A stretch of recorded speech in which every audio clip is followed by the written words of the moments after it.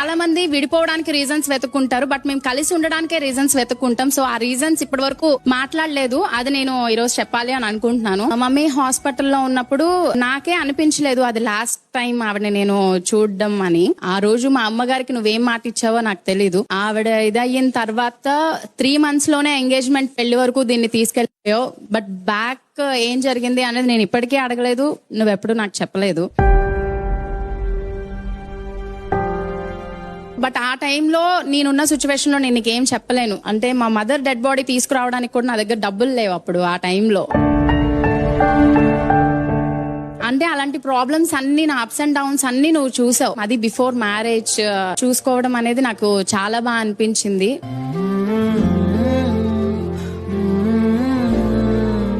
and తర్వాత recently